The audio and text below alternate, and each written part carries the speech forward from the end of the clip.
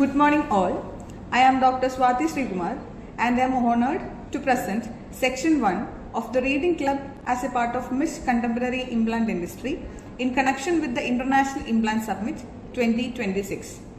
Moving to Chapter 1, Rationale for Dental Implants. The impact of dental implants has surely affected the field of dentistry in the United States. The number of dental implants placed in the United States has increased more than tenfold from 1983 to 2002 and another fivefold from 2000 to 2005. More than 1 million dental implants are inserted each year and the industry is expected to be a $10 billion industry in 2020. The percentage of teeth replaced with an implant rather than traditional fixed or removable processes also dramatically varies by country. In countries such as Israel, Italy and South Korea, 30 to 40% of teeth replaced incorporate a dental implant. In Spain, Switzerland, Germany and Sweden, 20 to 26% of restorations to replace teeth are supported by an implant. Whereas in Brazil and Belgium, approximately 13 to 16% of restorations use an implant. Surprisingly, the United States, Japan, France and Canada use implants in 10% or fewer of the teeth replaced. However, this number is increasing.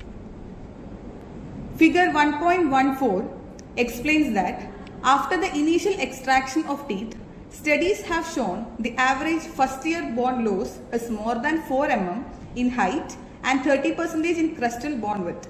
Although the rate of bone loss is lower after the first year, the bone loss is continuous throughout life.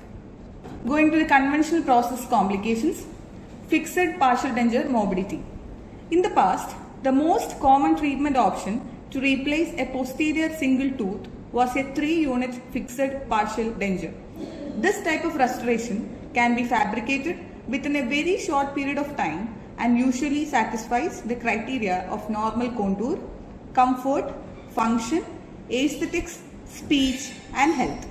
Because of these benefits, a FPD has been the treatment of choice for the last 6 decades. Detailing the box 1.6 explains a single tooth replacement fixed partial denture. Estimated mean lifespan of FPD, 50% survival reported at 10 years. Caries is the most common cause of FPD failure. 15% of FPD abutments require endodontics. Failure of abutment teeth of FPD 8% to 12% at 10 years and 30% at 15 years. 80% of the teeth adjacent to missing teeth have no or minimal restoration. Possible aesthetic issues. Box 1.7 explains the negative effects of removable partial dentures. A low survival rate 60% at 4 years, low survival rate 35% at 10 years, morbidity of abutment teeth 60% at 5 years and 80% at 10 years, increased mobility, plaque, bleeding on probing and caries of abutment teeth, 44% of abutment tooth loss within 10 years, accelerated bone loss in edentulous region if wearing removable partial denture. Box 1.8 explains the negative effects of conventional denture processes. Bite force is decreased from approximately 200 to 50 psi. 15-year dental wearers have reduced bite force to 6 psi. Masticatory efficiency is decreased. Lack of proprioception. Higher incidence of gastrointestinal disorders. Patient's lifespan may be decreased. Food selection is limited. Psychological factors. Box 1.9 details the advantages of implant supported processes. Includes maintain bone, restore and maintain occlusal vertical dimension, maintain facial aesthetics, improve aesthetics, improve phonetics, improve occlusion, improve or regain oral proprioception, increase process success, improve masticatory performance or maintain muscle of mastication and facial expression, reduce size of processes, provide fixed versus removable processes, improve stability and retention of removable processes, increase survival times of processes, no need to alter adjacent teeth, more permanent replacement, improve psychological health, overall health is improved. Moving to the future of implant dentistry. The future of oral implantology is very positive and is expected to continue as one of the fastest and largest growth areas in medicine. The compound annual growth rate for dental implants is expected to grow at an annual rate of 9.7% through 2020, which is supported by improvement in techniques, technology, and materials. Moving to the techniques. Advancements in surgical procedures have had a significant impact on the field of oral implantology. Understanding bone density and modifications in surgical techniques has allowed an increase in success rates in poorer bone qualities. Modifications of the bone using new techniques similar to osteodensification now can improve the quality of bone. With more biomechanically advantageous implant designs and the use of resonance frequency analysis, immediate implant placement and loading protocols have become more predictable. Resonance frequency analysis technology allows for the clinician to measure the bone to implant contact, which is more accurate and predictable than subjective techniques. The use of better bone substitutes has allowed for predictable bone regeneration procedures to restore the hard and soft tissue loss from extractions. The ability to use bone growth factors, example bone morphogenetic proteins, increases the predictability of these procedures. Moving to technology. Technological advances have had a significant effect on the field of implant dentistry. The use of computerized tomography, mainly cone beam computerized tomography, has changed the way clinicians plan and design implant cases. Faster, more efficient, low radiation scanning machines allow the clinician to virtually plan the implant case with remarkable accuracy. New computer-aided design or computer-aided manufacturing technology associated with CBCT scans allow clinicians to plan, design, and mill the entire case from professionalization to the final processes in the office setting. The advent and accuracy of intraoral scanning technologies has risen to a level that has made conventional impression techniques almost absolute. From a simple digital scan of the area of interest, the image data may be exported to a laboratory or fabrication and design of custom abutments, professional restorations, and final restorations. Final cast or models may be fabricated via CAD or CAM milling or three-dimensional printing techniques. In-office 3D printers have given the clinician the luxury of printing models and processes in their office, which is fast and simple. Moving to materials, one of the major advances in implant dentistry that will have a lasting effect on implant dentistry is the use of zirconia. This material allows the clinician to have a more predictable prosthetic option, which result in fewer and less maintenance and complication issues. The use of CAD/CAM to fabricate zirconia processes provides superior marginal integrity, fracture resistance, and flexural strength never seen in dentistry before. Zirconia is used for implant processes and as a dental implant material. Major implant manufacturers are now creating zirconia implant options, showing a significant trend and a real presence of increased use of zirconia in the implant world. Moving to next chapter, terminology in implant dentistry. Osseointegration. Although dental implants in varying forms have been used in the replacement of missing teeth for many years, current scientifically based concepts and treatment protocols owe their origins to the pioneering work of Per Ingvar Brennemark, who was a Swedish physician and researcher. Brennemark and colleagues first described osseointegration as direct contact between an implant and living bone at the light microscope level. He found this accidentally in 1952 while studying blood flow in the rabbit femur using titanium chambers inserted into the bony tissue. Over time, the chambers became firmly affixed to the bone and could not be removed. A bond was found between the bone and the titanium surface. In fact, when fractures occurred during the experiment, They were always found between bone and bone, never between the bone and the implant. Other authors have proposed definitions of osseointegration that may be more useful in the clinical setting. The description of osseointegration as a process whereby clinically asymptomatic rigid fixation of alloplastic material is achieved and maintained in bone during functional loading provides specific parameters for the clinical assessment of implants in situ. Osseointegration is also referred to as secondary stability.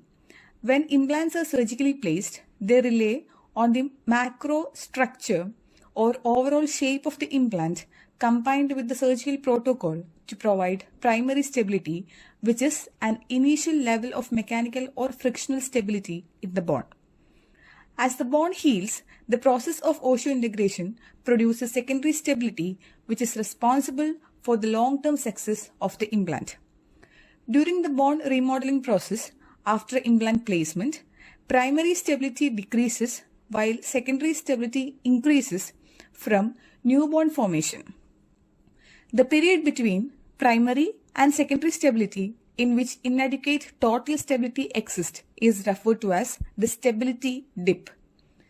Implant manufacturers attempted to reduce the duration and magnitude of this stability dip by improving the mechanical and surface characteristics of the implant and by altering the drilling protocol.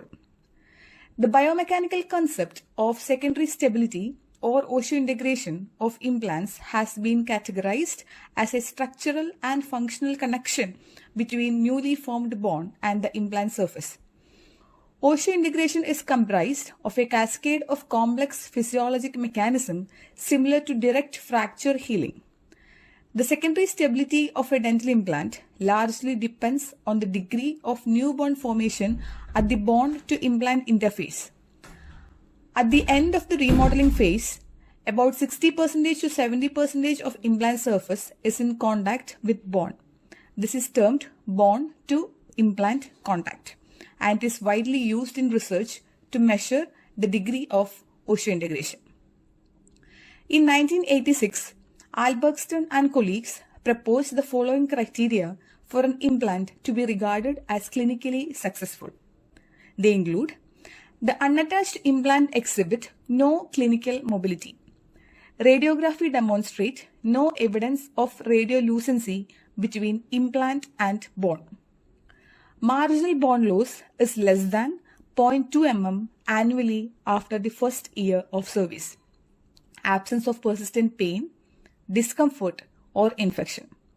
Albertston and colleagues proposed that these criteria, with a success rate of 85% at the end of a 5-year observation period and 80% at the end of a 10-year period, should be the minimum acceptable levels for a treatment method to be considered successful.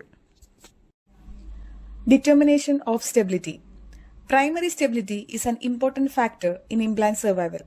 Without primary stability, the implant may experience micromotion during the healing process, which may compromise the osseointegration process.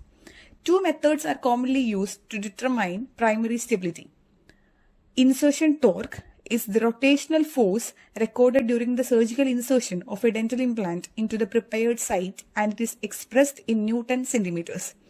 Although helpful in forming a clinical impression of initial stability, this measurement can be influenced by implant macrostructure and the comparative relationship between that design and the shape of the surgical osteotomy. In an effort to more accurately report the primary stability of an implant, a technique using resonance frequency analysis was introduced in the late 1990s. Resonance frequency analysis stability measurements essentially apply a bending load which mimics the clinical load and the direction and provides information about the stiffness of the implant bone junction. Other methods to determine implant stability have been proposed, such as percussion testing and reverse torque testing. The percussion test involves the tapping of a mirror handle or other instrument against the implant carrier and judging stability by the sound. Reverse torque testing is the application of a reverse or unscrewing torque to the implant at the time of abutment connection.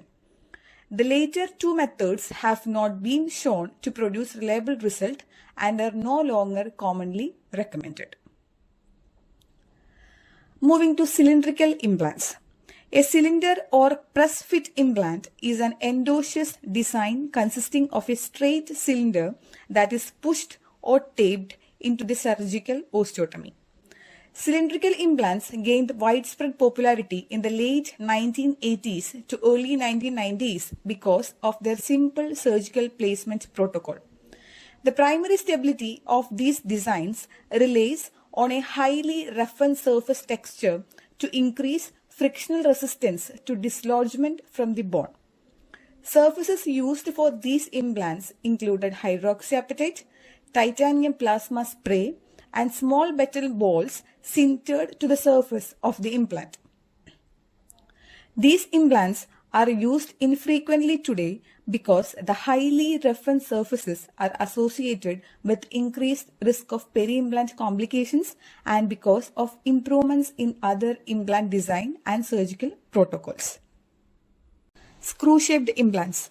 Screw-shaped implants in which the implant body exhibits screw threads throughout most or all its length have become the most commonly used implant design.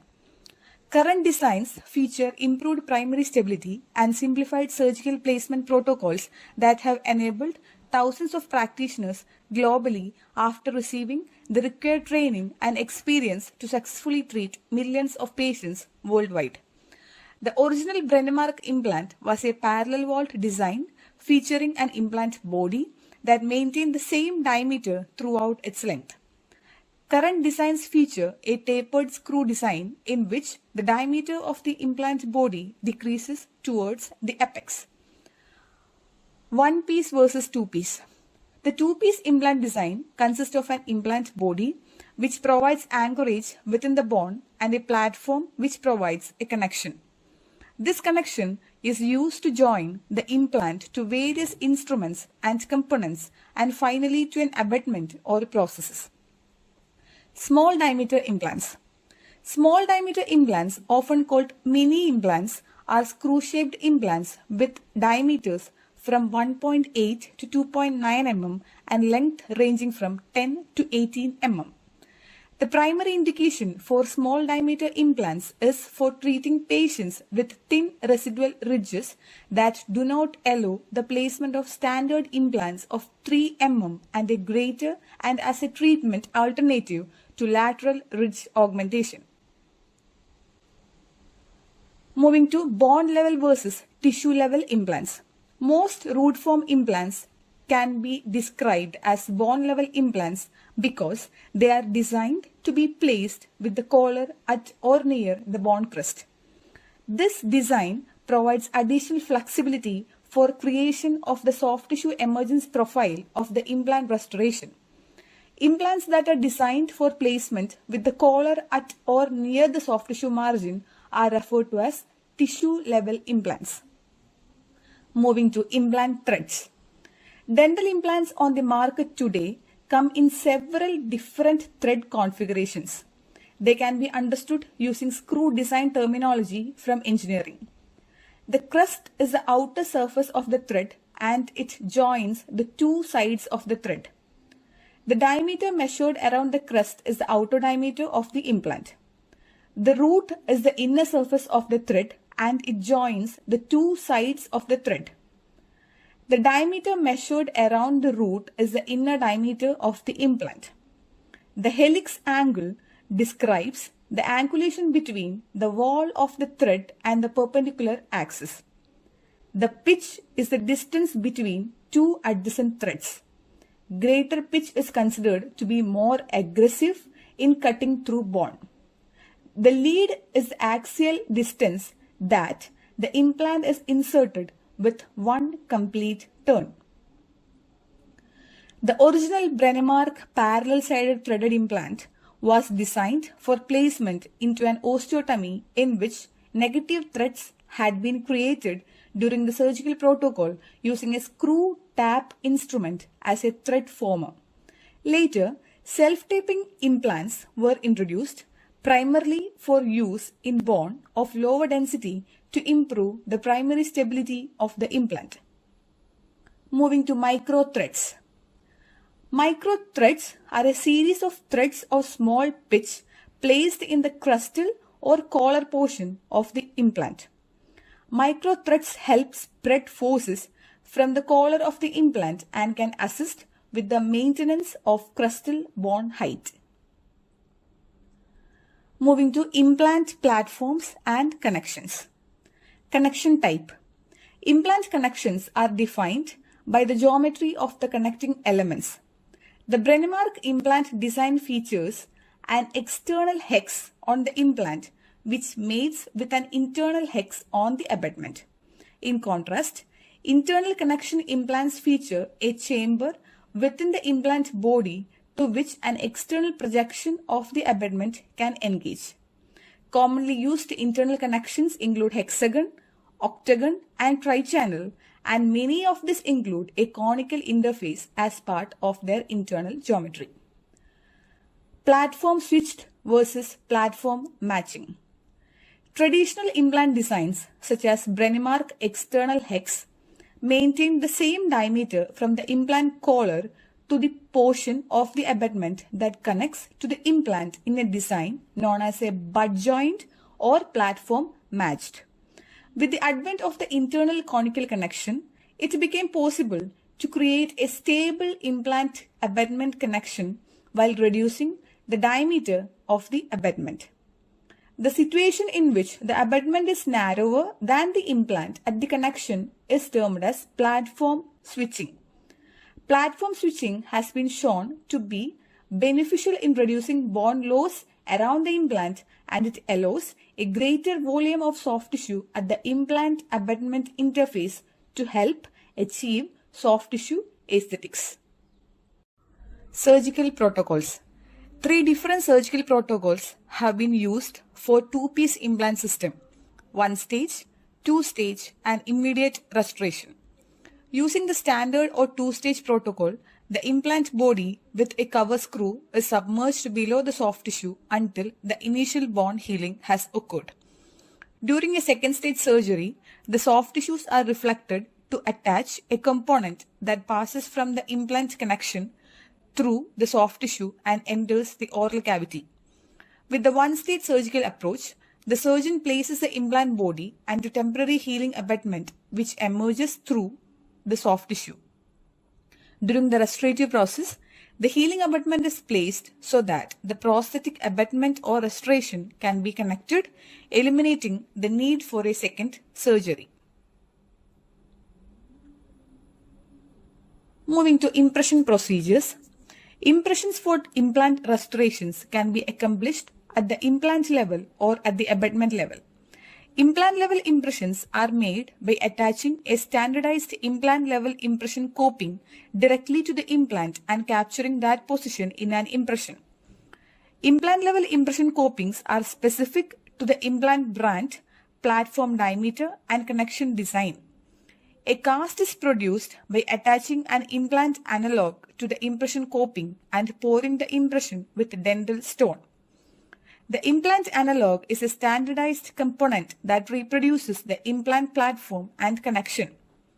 From this, a cast is produced on which the doctor or technician may select the appropriate standardized abutment to attach the implant analog. Then, design and fabricate a custom abutment using the cast. Later, fabricate an implant level processes which attaches directly to the implant. Abutment level impressions are made intraorally after a standardized or custom abutment has been attached directly to the implant. If a custom abutment is used, then the abutment level impression is very similar to an impression made for a typical fixed processes, capturing the shape, position, and marginal detail of the custom abutment. In the case of a standardized abutment, an abutment level impression coping, which is also a standardized component, is sometimes used. Implant components are said to be the engaging or non-engaging depending on how they connect with the implant connection. engaging components fit into the hex, octagon, or cams of the implant, preventing rotation after screw clamping. Non-engaging components bypass the anti-rotation features of the implant to reduce the difficulty of engaging for multi-implant processes. Moving to impression techniques. There are two major techniques used for making impressions using impression copings. Each method is facilitated by a specific coping design. In the transfer or close straight technique, the impression coping has a tapered shape and is attached to the implant or abutment, and it remains attached when the impression is removed from the mouth. The copings are then removed from the mouth and inserted into the impression. Analogues are attached to the impression copings before or after insertion, and the cast is poured. With the pickup or open tray technique, the impression coping features squares or other retentive elements and is attached to the implant or abutment before the impression is made. The screws which retain the impression copings project through the impression tray and are loosened before impression removal. The impression copings are then removed with the impression, analogues are connected, and the cast is poured. Scanning abutments or scan bodies are used when making digital impressions of implant using an intraoral scanner. The scanning abutment is attached to the implant before the digital scan and is recognized by the scanning or design software to indicate the correct implant position. An implant verification jig is a device used to verify the accuracy of the master cast for an implant restoration. It consists of pickup impression copings embedded in an acrylic framework and section between the implants. The clinician then attaches each section of the implant, fuses a section together intraorally, and provide the device to the laboratory for model verification. Moving to peri-implant diseases.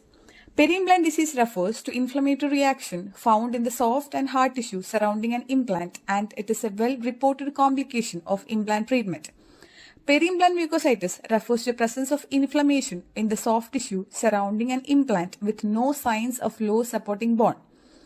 Peri-implantitis describes an inflammatory process around an implant characterized by soft tissue inflammation and loss of supporting bone. Tissue loss from peri-implantitis can result in the failure of implants and the associated processes. Moving to other type of implants, first one is apostille implants.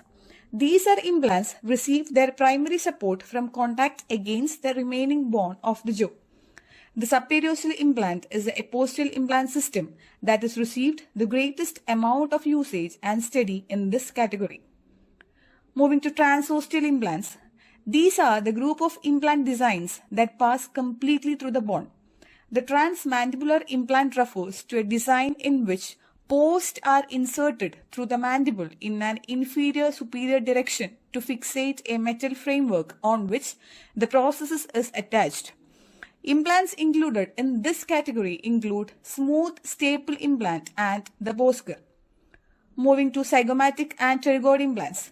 Zygomatic implants enables the clinician to provide support for a maxillary prosthesis by anchoring implants in facial bone of sufficient volume and density. The technique involves the placement of implants of 50 mm or longer extending from the maxilla to the zygomatic process. On the other hand, pterygoid implants were introduced as another method of maximizing the usable bone for placement of implants in the posterior maxilla. It was first described by Tulasne in 1989. The pterygoid implant is intended to pass through the maxillary tuberosity and pyramidal process of palatal bone and then engage the pterygoid process of the sphenoid bone. Implants used in this technique usually range from 15 to 20 mm. Moving to tuberosity implants. These are implants originate at the most distal aspect of the maxillary alveolar process and may engage the pyramidal process. There is some lack of consistency in the literature regarding the terminology associated with implants placed in this region. The terms pterygoid implants, pterygomaxillary implants, and tuberosity implants are sometimes used interchangeably. Moving to Chapter 3, in this section, functional basis for dental implant design. The table 3.1 explains the implant long-term success rate in function. The implant type included are subperiosteal, blade, and cylindrical implants. Figure 3.1 illustrates the macro features of a contemporary dental implant. Javed and Romanos reviewed literature regarding the influence of implant diameter on long-term survival of dental implants placed in the posterior maxilla. Their study examined threaded, rough-surfaced dental implants with diameters ranging between 3 and 5.5 mm and follow-up periods and cumulative survival rates ranging between 5 and 15 years and 80.5% and 100% respectively. They concluded that the role of implant diameter on long-term survival of dental implants placed in posterior maxilla is secondary. Wider implants decrease stress at the bone-implant interface. Conversely, smaller diameter implants show increased stress at this interface. Stress is force divided by the cross-sectional area the force is acting on. For implants of a given length and geometry, wider implants have more surface area to occlusal forces to act on and thus lower the stress. This is most pronounced with implants smaller than 4 mm in diameter. Smaller diameter implants with shorter implants lengths have significantly less surface area to distribute forces to the supporting bone. This unfavorable combination should be avoided to the extent possible, particularly in the posterior region where bite forces are found to be greater. Table 3.4 depicts the factors influencing probability of implant fracture. The factors included are the use of stronger grade of titanium, bruxism directly adjacent to the cantilever, and an increase of 1 mm in implant length and an increase of 1 mm in implant diameter, and the change in the probability of implant fracture is also explained. Moving to implant features. First one is implant collar. The implant collar serves as the transition area between the processes and the body of the implant. Its design dictates the placement of the prosthetic interface relative to the bone and gingival tissue surrounding the implant site, as well as stress distribution into the surrounding cortical bone. These characteristics makes the implant collar a critical implant feature with important implications for the long-term success of the implant restoration. Implant collars designed for a supragingival prosthetic connection are characterized by an extended region above the implant threads that protrudes above the gingival tissue. The surface of the collar is typically smoother than the threaded region of the implant body, and the diameter of the collar region is larger than the body of the implant below it. Because the collar is designed to position the prosthetic platform above the tissue height, there is little to no need for healing abutments and tissue-forming components. Collars for bone-level implants have subgingival design considerations. Because of the curvature of the osseous crust, the crustal bone interface for bone-level implants can vary at the time of placement. Unless the implant placement is significantly subcrustal, some portion of the implant collar will be supracrustal and in contact with the subgingival tissue immediately after surgical placement. Moving to implant prosthetic connection. The external prosthetic connection was the first prosthetic connection in wide use on screw-type implants. The Brennemark external hex implant with its 0.7 mm tall external hex was designed to connect to a fixture mount for placement of the implant and then connect to a transmucosal element of a restoration for an edentulous arch. The external hex connection worked well for this treatment modality. However, it was not ideal when used for single crown and partially edentulous restoration because the abutment screw was subjected to more lateral loading than in splinter restorations, and increasing the height of the external hex to provide more resistance to lateral loads interfered with angled abutments. Internal prosthetic connection implants were developed to overcome some of the complications arising from the use of external hex implants in partially edentulous cases. The desire for a stronger, more stable implant connection led to the development of the internal connection implants in wide use today. Another internal prosthetic connection that is widely used is the conical implant connection. The conical connection is deeper within the implant body and the angle of the abutment interface is smaller. The conical connection interface area improves abutment stability, its fit and seal performance. Quaresma et al. Conducted a finite element analysis of an internal hexed connection implant and a conical connection implant. They found that the conical connection implant connected to a solid internal conical abutment put lower stresses on the alveolar bone and processes and greater stresses on the abutment related to the internal hexed connection implant. Hansen used finite element analysis to study the distribution of stresses in supporting bone for conical connection implants placed at the level of the marginal bone. He found that the peak bone stresses resulted from an axial load arose farther down in the bone with the conical implant abutment interface at the level of the marginal bone. Conical prosthetic connections provide a stable abutment connection, lower peak bone stresses when placed at the level of marginal bone, and a high resistance to axial loads. Figure 3.17 depicts the thread characteristics of a screw-type dental implants, includes a helix angle, pitch, lead, crest, and root. Moving to biocompatibility, a number of materials are suitable for dental implants from a biocompatibility standpoint. Currently, commercially pure titanium, titanium alloys, and zirconia include zirconium dioxide.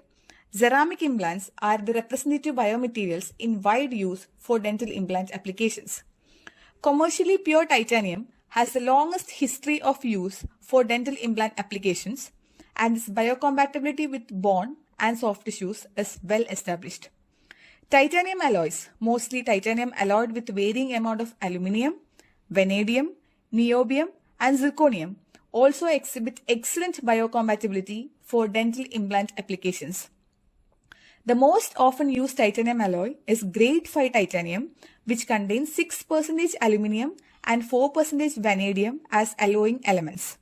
Although it is not used as frequently as titanium and titanium alloys, zirconia has been proven to be biocompatible in vitro and in vivo. It has interesting microstructural properties and also it is osteoconductive.